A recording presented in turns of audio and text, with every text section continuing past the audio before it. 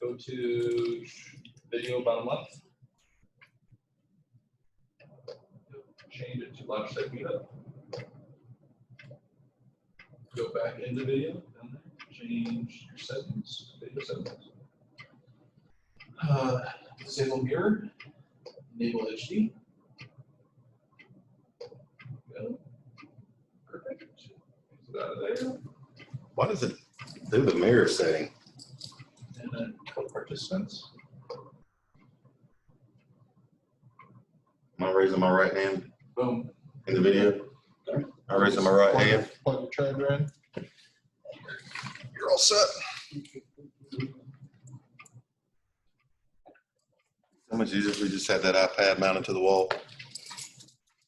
Beep, beep, boop, beep, beep, beep, beep, beep, boop, boop. All right, it's running. Good.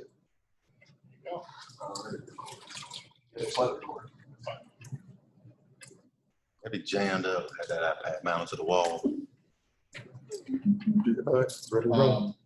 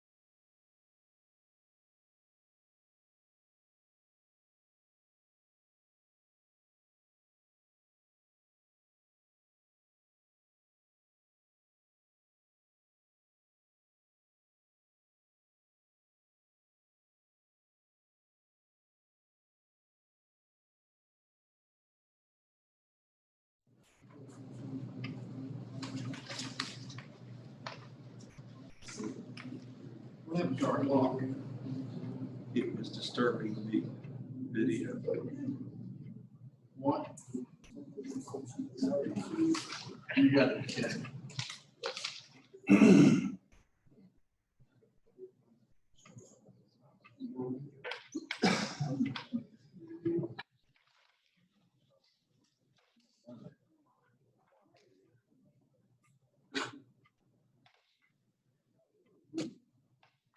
Brock will be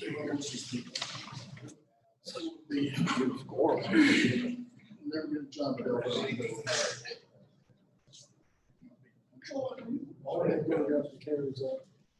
You got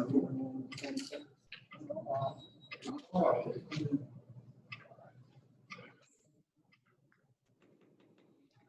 Good morning, ladies and gentlemen. Welcome to the workshop, City Griffin Board of Commissioners. I asked that we can amend the agenda to add item 5, just a quick discussion on the ordinance, which is item 13 in tonight's meeting. We have a motion to approve the agenda with the amendment. So moved. Second. A motion by Mr. Tinsley, second by Mr. McCord. All in favor, say aye. Thank you. 4-0. All right, we are moving to the discussion of the enterprise zone for the Experiment Street corridor and incentives to incentivize new and economic development. Director Patrick Cable will address. Good morning, sir. Good morning. So I came to you all a while back, a few months ago, in discussion of the state opportunity zone in the same exact area. In order to approve a state opportunity zone, it also needs to incorporate an enterprise zone or an urban revitalization area. With the enterprise zone, it enables the city of Griffin to waive certain fees, development fees, and then some taxes if they want to incentivize development in a particular area. So what we're looking at is, if you look on the map on here, it's the Experiment Street corridor, the exact same area that we looked at before, which also includes the northwest section of downtown Griffin. And after reviewing this with other members of staff, have come up with a list of incentives based on the investment that would happen in the area. So if you look on there, there's a tier 1, tier 2, and tier 3, and there's various amounts of incentive that offers this particular area. Keep in mind when it says tax abatement post-assessed rehabilitation, that is only for the improved amount. So if the original value of the property is $100,000, they would still continuously paying that into that new development. This would be if they've spent an additional $100,000 or additional $50,000, then at that point, that amount of dollars, which increased their tax value, would be abated for that first year. Is that strictly city or is that city and county? That would be just be city. Any other improvement that's in the TAD would go into the TAD fund? Yes, all the ones that would be the other improvements would go into the TAD. So that's after that first year. But the county, of course, would still go into the TAD. That's great. Any questions or comments or thoughts? Let's do it. And that's coming up tonight for vote. It's coming up tonight for the first reading. And how long after the second reading will it go into that? Does that be approved by the state or does it just go automatic? The enterprise zone, my understanding is immediately. It would be based on what the city puts into effect. And then what would end up happening is I'll go back to the state for the enterprise zone and make sure that they have everything they need. Then at that point, you would have a $3,500 income tax credit for new jobs that are created in this particular corridor. Thank you. Next item is to discuss new traffic loading and unloading zones and street routes to accommodate the new roadway design in the downtown area. As you've probably seen, we've got a little bit of a problem downtown with Dr. Keller's design. I'm kidding. So one thing we have kind of noticed is with the bulb outs and the kind of the narrow sections of the streets, that we're having some issues with trucks coming in through our downtown. You probably noticed a couple of different, one particular accident that happened downtown. If you look on the map I placed a paper copy in front of all of y'all. And so in red is the proposed areas that would be truck loading zones. They'd be truck loading zones roughly from about 6 a.m. until about 10 a.m., actually at 10 a.m. After 10 a.m., there would be general parking for anybody. And then also what I've included on there is routes in which they would get to those particular locations. Draw your attention to West Bank Street for Route 1 to work out. We would have to reverse a one-way section of Bank Street from Hill to 8th Street. As of right now, the access point to come down onto that particular street is coming downhill and then turning west onto West Bank Street to go out to 8th Street. Part of this proposal on here is to reverse that, so it would be one way from 8th Street out to Hill Street. So for someone to access the truck route or the truck loading zone that would be beside, they'll be on Bank Street right there near customer service. They would come on to 10th Street from West Taylor, turn right onto West Wall Street, cross over to West Bank Street, and then that way go across Hill Street to get to East Bank Street and park there. That would mainly be for specialty products that's located right there on that particular set of street, as well as when they park for Bank Street Cafe and for the gallery, and also now for 6th Street Pier. Have you had a chance to talk to those businesses? I have had a chance to talk to specialty products. They're okay. They just need to know what the direction's going to be on there. I've talked to Bank Street and let them know they've got a copy of this map. The majority of businesses that I've talked to, actually all the businesses that I've talked to have been in favor of this. I even reached out to U.S. Food Services, who deliver for most of the businesses downtown, and they said it's not a problem. They just need to know what the new layout's going to be. They actually like the fact that there's going to be dedicated truck parking or truck loading and unloading in the downtown, because then they have a dedicated spot.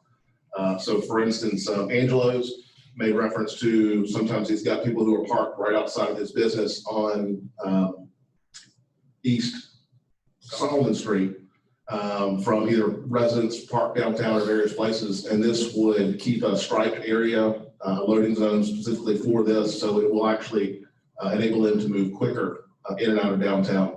And in terms of getting to this location being done by 10 a.m., from U.S. Foods perspective from there, that's not a problem. So after 10 a.m., is that going to be available for public? After 10 a.m., it'll be available for the public. Okay. I think that's probably the only question that I have.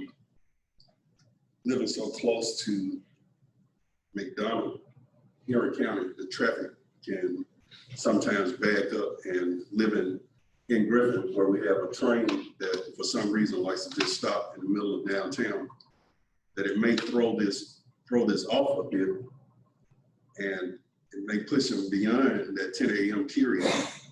How do we plan to address that if we got a traffic back up and they're not able to make it in and out by 10 a.m. And if we're going to open it up to the public, that they can park. You're talking about the parking space right across the street over here. After 10, I think you're going to have that same problem again with the, I mean, they won't have anywhere to unload, especially for that particular spot. When I talk to those from U.S. Foods, they're coming in from Macon, and so coming in on Taylor wouldn't be an issue on that. But it would be something that I would meet with the U.S. Foods people, as well as Gordon Foods and Cisco, and anybody else that's going to be delivering downtown, that to just to make sure that they have to come a different route, or just go ahead and schedule a different route just in case, or at least know that's going to be a possibility. But I would not recommend changing that just because of the train, because that could happen any day. Right. Yeah, I would say change it, but as long as they know that after 10, though these red markers here may not be available. Absolutely. Yeah, they actually would not be available at all. They'd be back to public parking again. Now, if they come in there and there's nobody parking there, that's right to them. But and if they Come in after 10 o'clock, they may have to use one of the parking lots and then load in from 2 blocks away. But that's just going to have to be how it's going to be done. What I'll end up doing is, if this gets approved by y'all, granted, we have to go through a couple readings, I believe, to get, for one thing, a change in direction on Bank Street. Then I'll get copies of this laminated and given to all the truck drivers who come in downtown. Any other questions? Excellent work, Mr. Kay. Next item is review proposed 2021 LMIG streets to be milled and resurfaced for the Public Works Department. Dr. Keller will address. Good morning, Dr. Keller. Good morning. How y'all? Pardon me. Well, I gave you a little bit of additional information just because to see what we've paved and haven't paved since I've been here in 1992. But the streets we're proposing this year is Ann Street, excuse me, and it goes all the way from every end of the cul-de-sac, Forest, and we'll go from East College to Maple. Here are the top search results. B Street will go from Tinley to Springer. North 17th will go from Ellis to Georgia 16, and then Quilly goes all the way from Dundee to 2nd Street. And just wanted your approval or thumbs up or comments or whatever. You can do about any streets you want in Griffin, needs to be resurfaced. So we are just proposing this. If you give it, once you give a thumbs up, I got to wait for the states behind, the legislature didn't go in back in until June. So the appropriations are still funneling their way down on the website. Usually we're in the neighborhood of $290,000 to $300,000 from the state on the LMIG program. And that's what I have. Any questions? Comments? When you plan to start? That's a good question. As soon as I get the check. Yeah, that check usually doesn't roll in. I'd have to go back and look. It comes in sometime September or October when they appropriate, when they finally get it. All of this will be done. We're fixing to start in the next month, the 2020 LMIG. So we've had a little problem with asphalt supply and what have you right now. CW Matthews in the state's eating it up on 75. So we have to wait when we can get asphalt. It's one of the challenges we're having downtown. They started last night is you have to get in line for a better term. I have a question. This, what was the area there on 16, Ellis to 16? It's Ellis, 16, right? Yeah, North 17th from Ellis to Georgia 16, all the way from connector to connector. Okay. Piecemeal and don't get it. People get a little upset when you only pave half the street and then you take off and pave another half the street somewhere. So the last 4 or 5 years, instead of spot paving, we did the entire length. But I get a lot of complaints on West Ellis.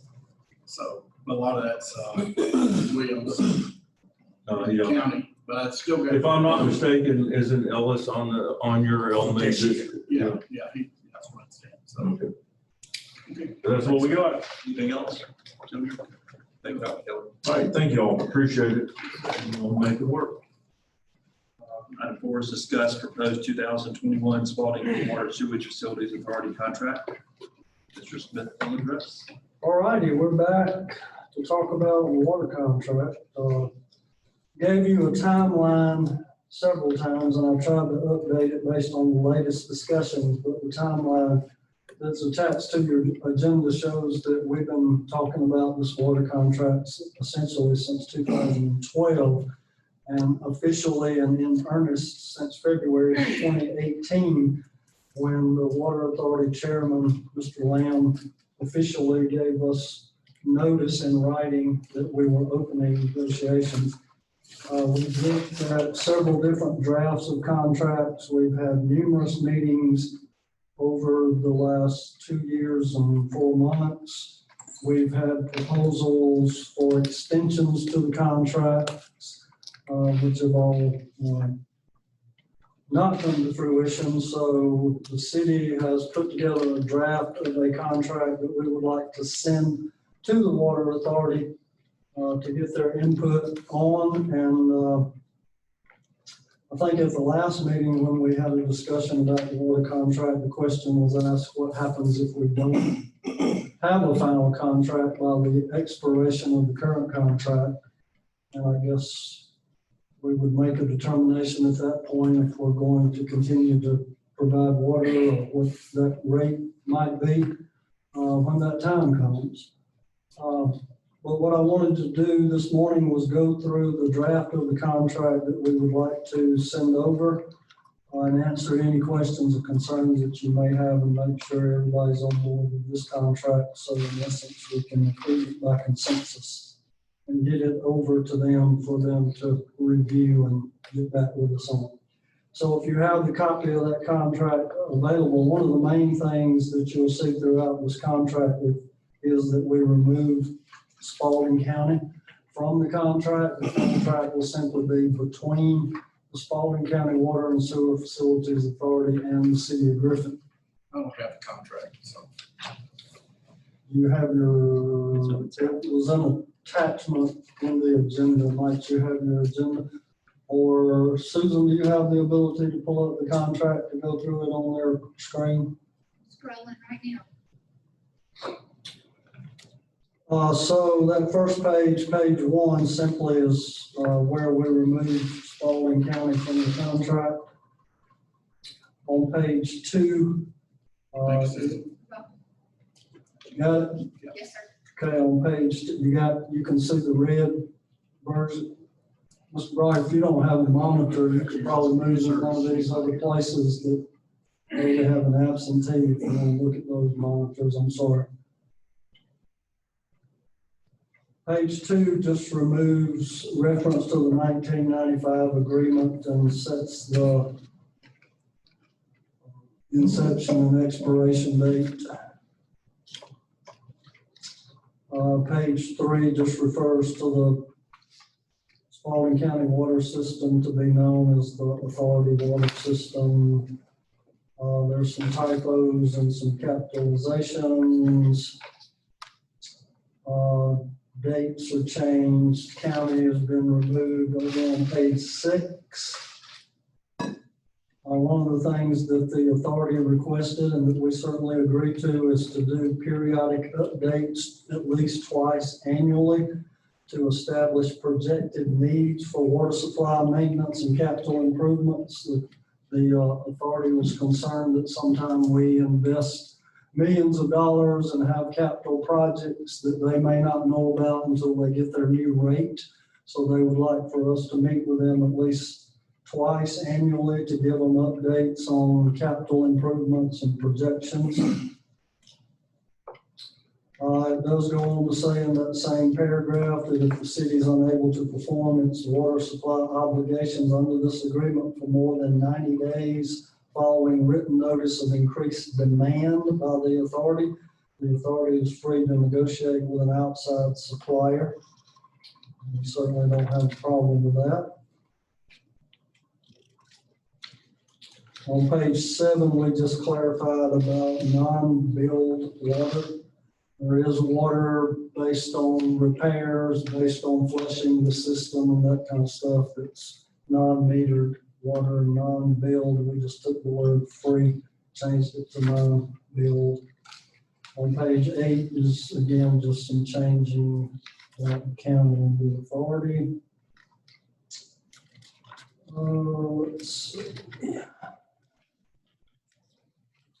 On page 10 at the beginning, the very top of the page, if it should ever be determined by both of the parties that it's in the mutual best interest of the parties to disconnect the system, the cost will be borne equally by the city and the authority. So we just clarified that both parties would have to agree that it's in the best interest to disconnect the systems.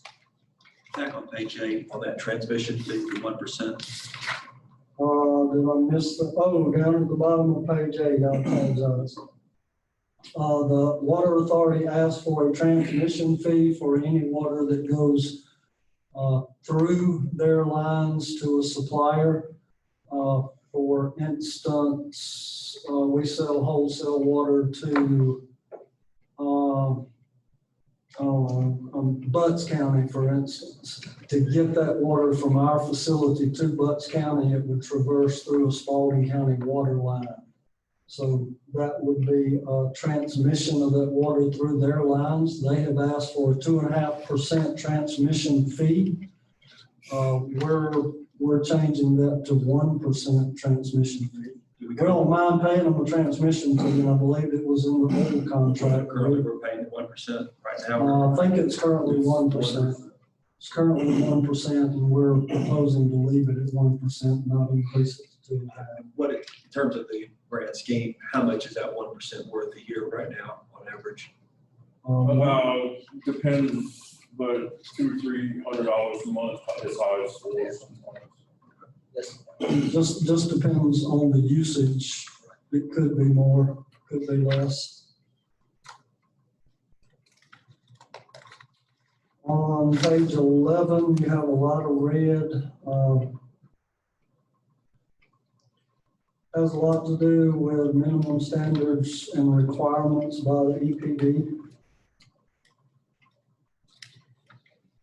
And we go into major repairs and minor repairs. We maintain the county system. Minor repairs, we do. If there are major repairs, the county, the water authority is responsible for that.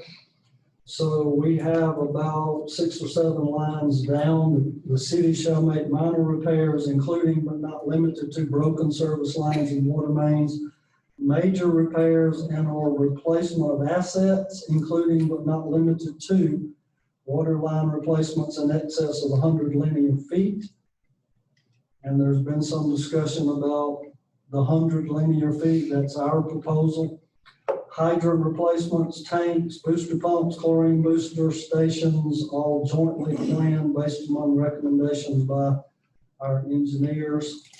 So that kind of outlines what we are responsible for versus what the authority is responsible for. Is there a dollar figure associated with the term major? No, it's not a dollar figure. It's linear foot of lines in those particular hydrants, tanks, booster pumps, and so forth.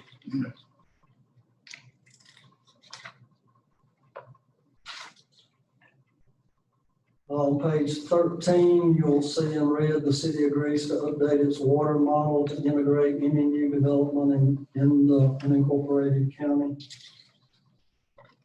Certainly that was a request, and we certainly don't have a problem with that. On page 14, the authority shall take necessary measures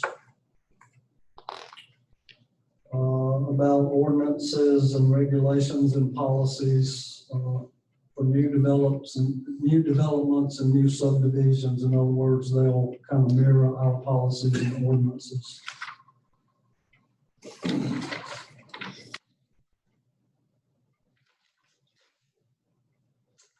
On page 16, it goes into annexation, and it has been in the old contract about if we annex property, we will pay them fair market value.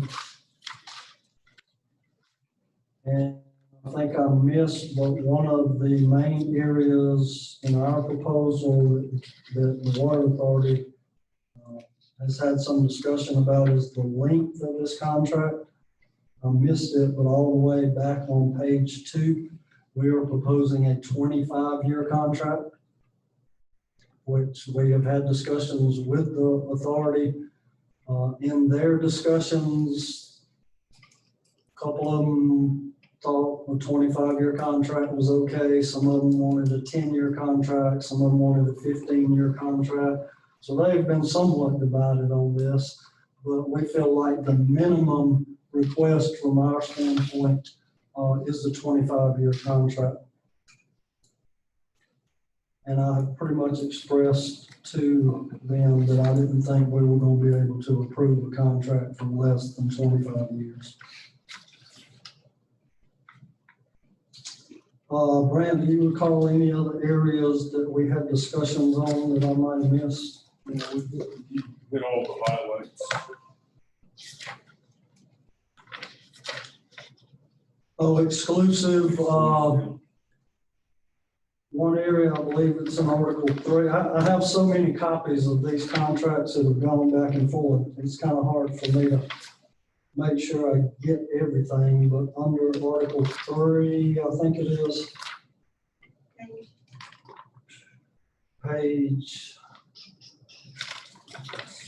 it's page 5 on one copy I got, but, oh, it's at the bottom of page 5, I believe, on your copy.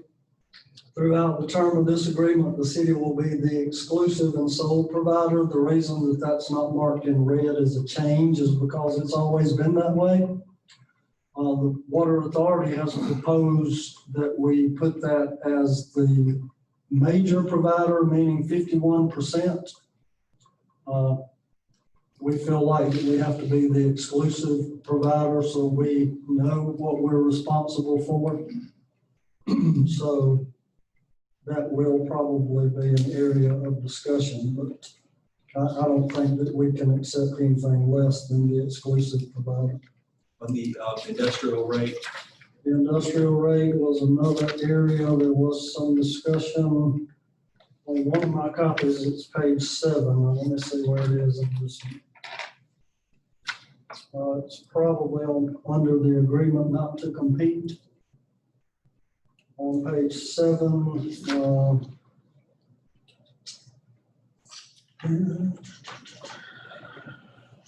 authority agreed during the term of this agreement, the authority shall purchase all drinking water requirements from the city as further consideration of the city covenants not to serve any customers within unincorporated Spalding County outside the limits and competition, provided the city shall retain those customers the right to exclusively serve customers on lines of the city in unincorporated Spalding County now existing on or hereafter replaced as shown in pink.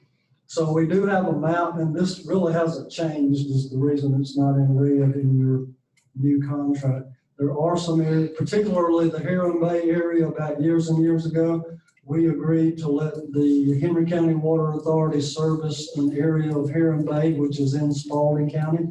And we have a map that's attached to this contract. I believe it's Exhibit C that outlines the area that we agreed to let Henry County serve. Other than that area, we're the exclusive provider. And then we go into the industrial rates. In the old contract, we had an agreement that because our rates were much more competitive than the Water Authority rates, that by request of the Development Authority, we were using our industrial rates to provide water to the industries. The Water Authority would like to provide water to those industries at whatever rate they deem necessary, really asking us for an industrial rate to them that they can then resell to the industries at a lower rate. We would like to keep those industries on our industrial rate. And if there's a transmission fee, then that transmission fee will be 1%. Industries, any water customer using a minimum daily average of 100,000 gallons or more. So we have left in this contract, similar to the previous contract, that we would continue to serve industrial customers at an average of 100,000 gallons. Can y'all think of anything else I hadn't covered? And I'm looking at multiple copies here, so I apologize for that, but it has changed so many times, so it's really hard to keep up. We have the attachments to the contract, which are Exhibit A, B, and C. Exhibit A is the narrative for the formula. We have left the pricing formula exactly as it has been. Exhibit A is the narrative of the formula. Exhibit B is the numerical formula, which calculates the wholesale rate. And we're proposing to leave that exactly as it has been in the previous contract, no changes to the rate model. And then Exhibit C is the colored map that shows the territory. And then Exhibit D, I believe, is some service areas listed there, annexation areas. So obviously the Water Authority has proposed several formula differentiations. We don't feel like we can decrease the sales contract amount. We feel like this rate is the best rate that we can offer in order to continue to provide the service that we provide. So exhibit A and B are the same rate formulas that we've had in previous contracts. If there's anything that either Mr. Whalen or Dr. Keller can recall that I didn't hit on, we'll be glad to hit on that or answer any questions that you might have.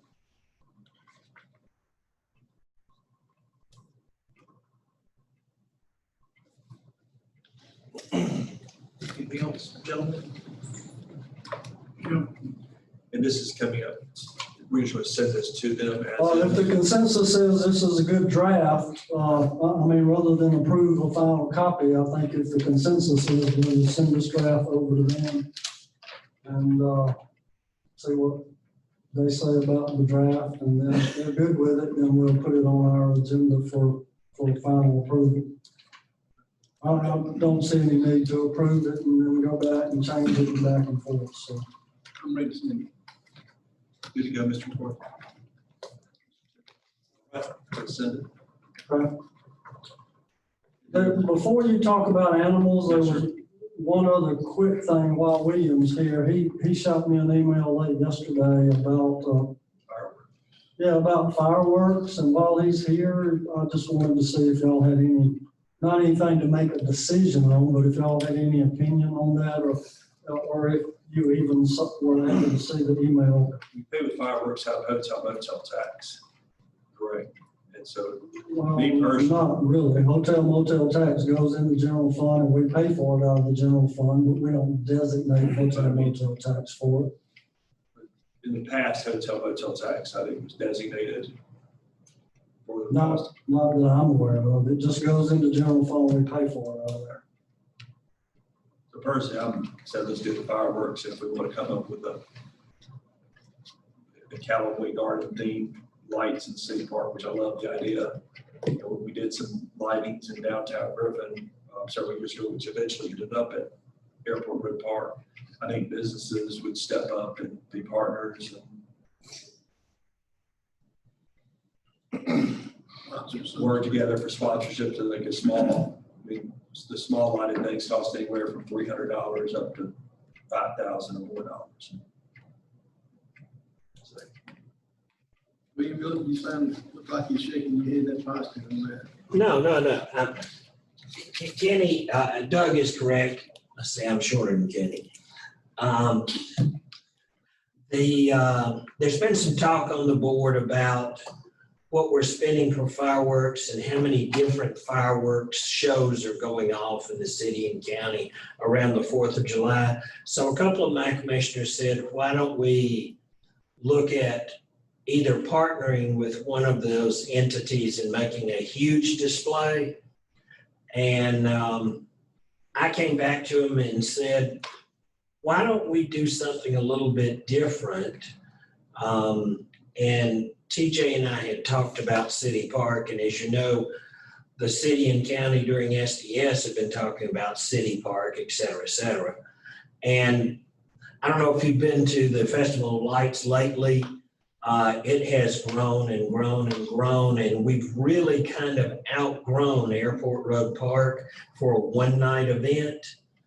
And we would still have Airport Road Park out there with the lights there, but we wouldn't have quote unquote a Festival of Lights, a one-night event that was 5 hours long and things like that. But we'd like to work with the city or whomever about putting lights around City Park. And I know y'all have upgraded the lights there and you've upgraded some electricity for the barbecue thing. And it really lends itself to a driving and or walking. It's a big circle.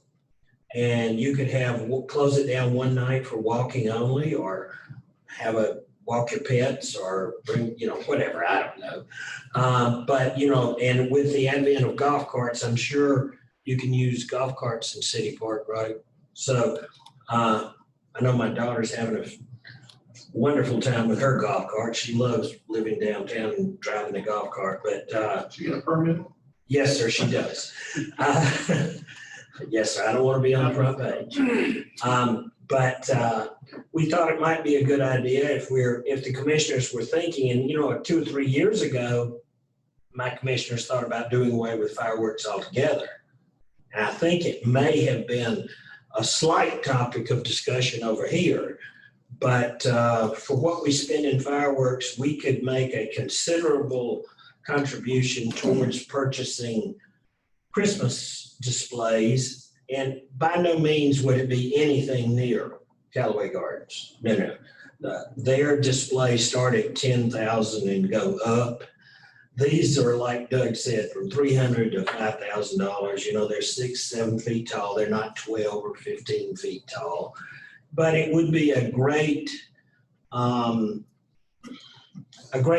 for city-county cooperation. It'd be a great thing for City Park, and would get some more use out of City Park and show folks that it is a great park. And that's just, a couple of my commissioners thought it was a good idea. I haven't brought it to my complete board. So I am going to bring it up. If y'all are interested at all, I'm going to bring it up Monday night. I know that we're working on leases for City Park and things like that now. So, but it's just an idea. Just an idea. And I like the idea of doing the park. I just personally don't want to give up fireworks. I don't know, but I think folks, we actually got some really good reviews this year. People saying that this was the best fireworks show the city county had ever done. I didn't see anything. Did anybody pick up anything negative? Social media, so. Fireworks guy. If you could just build us a lake so we can get out there and line me on a boat. See the fireworks over the water. Look at partnering with somebody like First Assembly. Well, that's Who what puts, who puts on a next pretty good show, yeah. Rock Springs does, First Assembly. Okay. Oak Hill puts on fireworks show. People in my neighborhood, that's. Oh, yeah, they nonstop and All night long for weeks. you need to go in the fireworks sales business. But when we get into that conglomeration of different businesses, we're not looking at the normal situation. Other liability carriers from the county, from the city, and something that would cover all of us. Because I know that's a dangerous business thing to do. Just a couple quick questions on the dog ordinance. I don't see in here where we're talking about what the cost is. We were gonna discuss that tonight. You don't put it in the ordinance, otherwise you have to change the ordinance if you ever want to change the cost. So you do it by resolution in our fee schedule, which is how we do our other fees that are adopted through an ordinance. So I see that on section 1437, item D. Mhm. So what's staff's recommendation? Our recommendation is $25 for a one-time fee. We think that it is more important for the fine to be what is sort of This is the fee I'm talking about for the, to get the permit if you want to leave it unaltered. Right, $25 one time. The ranges are from about $25 up to about $500. We think really we just want to cover the administrative costs and the cost of the tag that we are going to provide. Again, we think that the punishment should be if it is left roaming and unaltered, then you will be fined accordingly. The county's is $100, depending on how you read it, either every year, every 3 years, they do it in conjunction with the rabies vaccination, but you can get rabies vaccinations that are now 3 years. So I'm not sure if they were contemplating that change in medicine, but I think theirs is at least $100, possibly a year or every 3 years. and the fine, if say your dog that's not spayed or neutered gets, That's for the judge to set, unless you want to set it. We left it so that it's just the general fine, which is up to $1,000. But and the then if judge can someone's set got it. a dog that is spayed or neutered that gets caught being out, do they get a ticket for having them? Yes, that hasn't changed. There's still, that provision is still in the ordinance. If you look at section 14-33. It says that it's considered a nuisance, or they have to be restrained upon the owner's property, or if off property, be restrained on a leash within a motor vehicle, crate, or dog box, or obedient to voice or electronic commands, and accompanied by the owner or other person of responsible age. So if they are not, then they have violated that section, whether spayed or neutered or not. And on the unadopted dog and cat permit, are there any other exclusions that someone does not have, if he doesn't have of those different categories, they just don't want to do their dog thing? Not the way it's been proposed, no, it's just the 7 in section 14-36.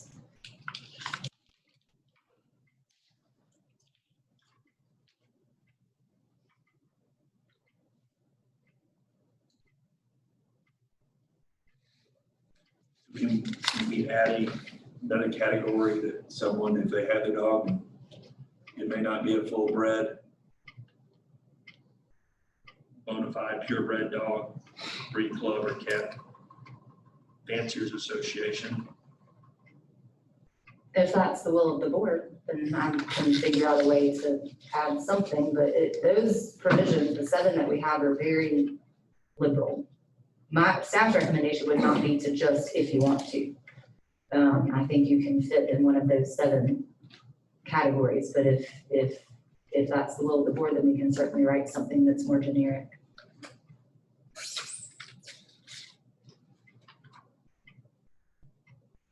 But if you look at number 5, if you are registered or recognized, we could change recognized by or registered. I was taking my doggy for instance, it is a cold-blooded chocolate Labrador, but I don't have documentations and I don't intend to cut him or change him, but I don't have a problem keeping him. So can you scroll down to that? It's not on here because it wasn't part of the agenda. I didn't know we were going to talk about it this morning. Oh, okay. Sorry.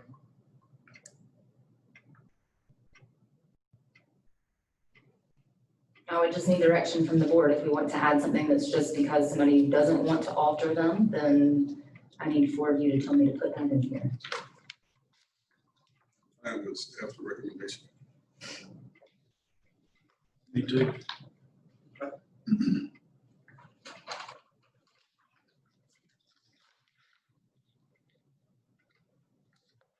Any other questions?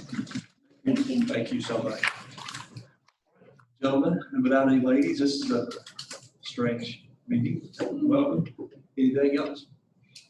Make a motion to adjourn. Second. Mr. Tenzer with the motion, Mr. Block with the second. All in favor? We'll see you tonight at 6. All right. Lay out. Patrick, would you like to keep that for your